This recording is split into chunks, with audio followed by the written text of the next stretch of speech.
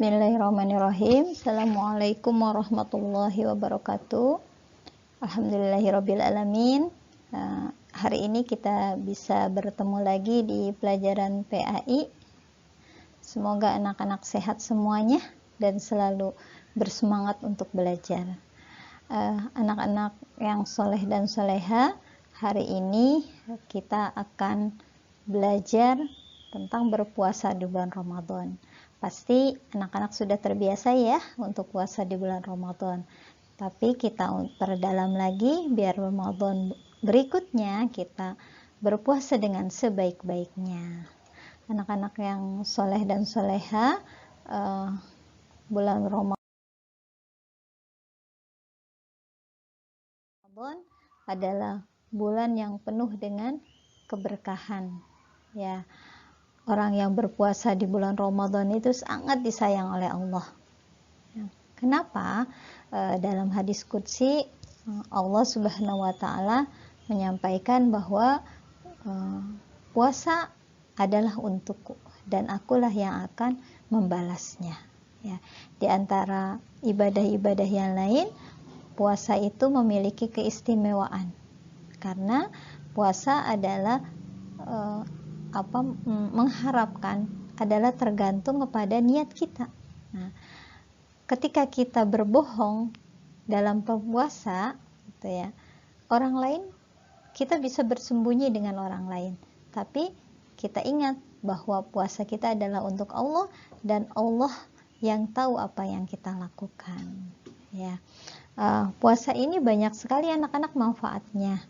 Ya, dengan berpuasa kita belajar berdisiplin, dengan puasa kita memiliki empati yang kuat terhadap orang-orang yang berkekurangan dalam memiliki harta. Kemudian yang paling besar lagi, puasa ini sangat membantu kesehatan kita. Ya, orang-orang yang berpuasa adalah orang-orang yang kesehatannya itu baik, anak-anak. Karena apa? Ketika berpuasa, organ pencernaan kita itu beristirahat. Seperti mesin, ketika dia bekerja terus, maka mesin itu akan cepat rusak. Ya, begitupun organ pencernaan kita. Ketika kita berpuasa, organ pencernaan kita dari mulai mulut sampai dengan pencernaan dan usus-usus kita itu beristirahat. Dan tentunya ketika beristirahat maka membuat organ tubuh kita itu semakin prima. Anak-anak yang soleh dan soleha, perintah puasa anak-anak pasti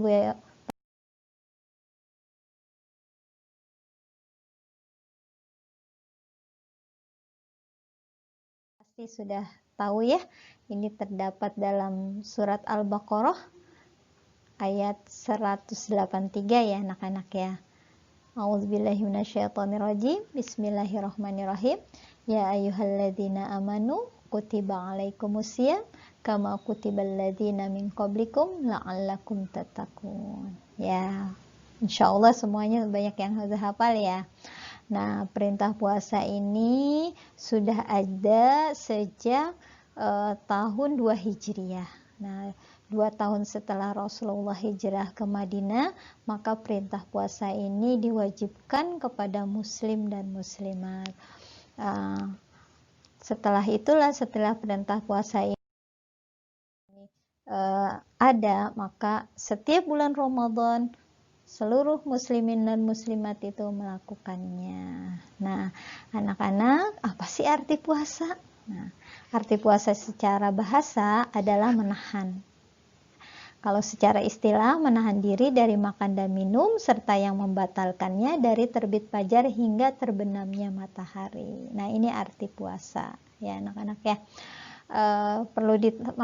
Perlu lebih dipahami bahwa ditahan. Nah, ada rasa haus, ada rasa lapar, itu ditahan ya, karena kita sedang berpuasa. Kemudian ada 3 jenis puasa ternyata ya. Dilihat dari hukumnya, puasa itu ada puasa wajib, kemudian ada puasa sunnah, kemudian ada puasa haram, ya. Untuk lebih jelasnya dan contoh-contohnya, anak-anak nanti bisa buka di modul ya, modul yang sudah anak-anak miliki.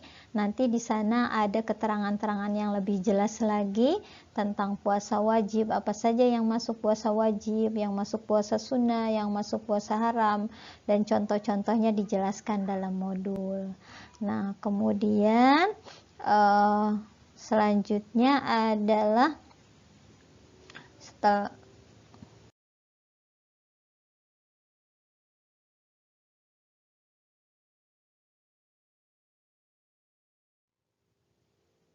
ketentuan puasa, ya. Dalam berpuasa itu ada ketentuannya anak-anak, tidak sembarangan, ada aturannya, ya. Seperti syarat wajib puasa, seperti syarat sah puasa, rukun puasa, sunnah puasa, orang yang boleh tidak puasa. Ini di modul juga dijelaskan lebih rinci lagi. Syarat wajib puasa itu apa sih? Seseorang diwajibkan puasa ketika dia sudah memenuhi syarat-syarat wajib puasa, ya. Kemudian kalau syarat sah puasa, syarat sah puasa itu dikatakan puasanya itu sah ketika sudah dipenuhi syarat-syaratnya. Kalau rukun puasa itu hanya 2, niat dan menahan. Kemudian sunnah puasa, ya. Sunnah puasa adalah amalan-amalan yang hukumnya sunnah ketika dilakukan dalam keadaan berpuasa. Kemudian orang yang boleh tidak puasa adalah orang yang diberi rukhsah atau keringanan, ya, untuk tidak berpuasa di bulan Ramadan. Seperti orang sakit, orang dalam perjalanan. Nah, nanti boleh diganti di bulan yang lain. Nah, ini ketentuan-ketentuan puasa. Ya, kemudian anak-anak yang perlu kita tekankan adalah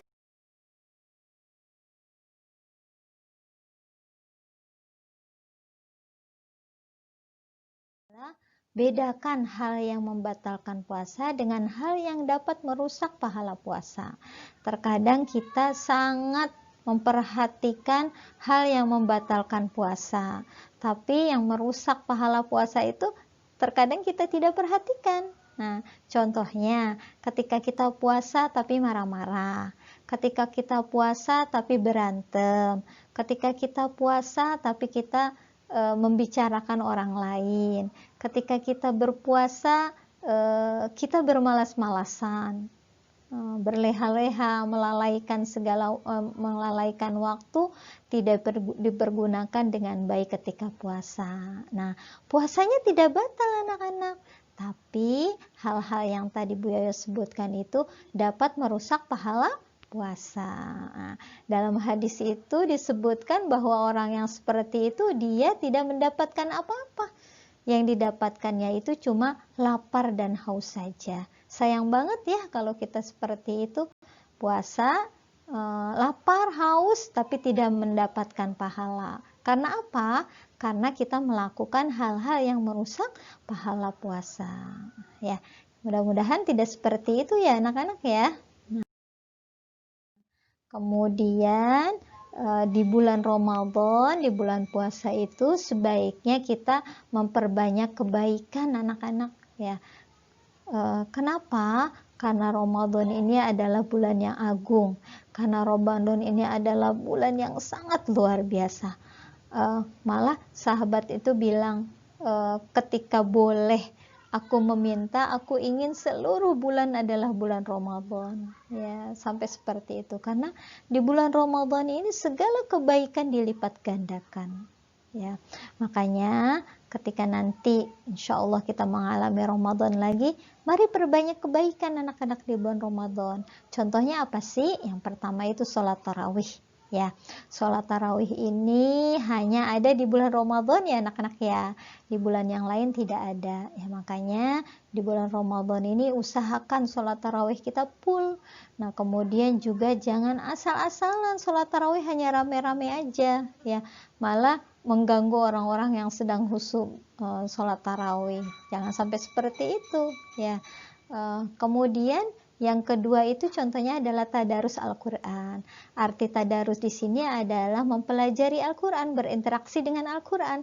Apa saja yang kita lakukan yang berhubungan dengan Al-Quran, bisa mempelajari, bisa menghafal, kemudian juga bisa tilawah, ya, hal-hal yang berhubungan dengan Al-Quran sebaiknya kita perbanyak di bulan Ramadan, karena Ramadan itu adalah syahrul Quran. Ramadan ini adalah hari pertama kali Al-Quran diturunkan, ya. Kemudian amalan yang lainnya, anak-anak bisa berinfak, ya. Berinfak di bulan Ramadan ini sangat dilipat gandakan. Makanya dalam hadis itu Rasulullah itu berinfak di bulan Ramadan itu seperti menebarkan benih, ya. Seperti menebarkan benih, tidak ada habis setiap hari Rasulullah berinfak. Nah, yang berikutnya, yang terakhir adalah iktikaf, ya. Iktikaf ini banyaknya di bulan Ramadan, ya anak-anak, ya. Mudah-mudahan anak-anak bisa melakukan iktikaf sekali atau 2 kali di bulan Ramadan, ya. Inilah amalan-amalan kebaikan, contoh-contoh amalan kebaikan yang kita bisa lakukan di bulan Ramadan. Masih banyak lagi contoh-contoh yang lain yang bisa kita lakukan di bulan Ramadan, ya. Anak-anak yang soleh dan soleha, ya, ini adalah materi tentang puasa di bulan Ramadan. Mudah-mudahan di bulan Ramadan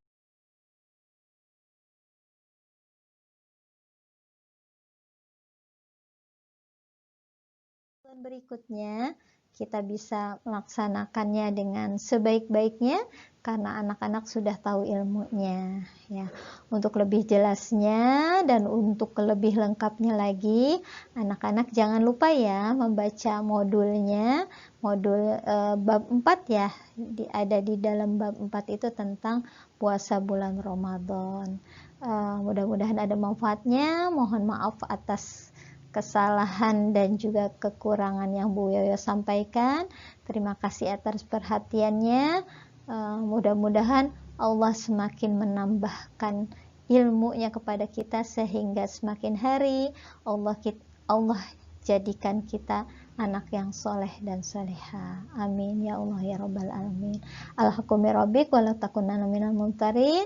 Allahu a'lam bishawab. Assalamualaikum warahmatullahi wabarakatuh.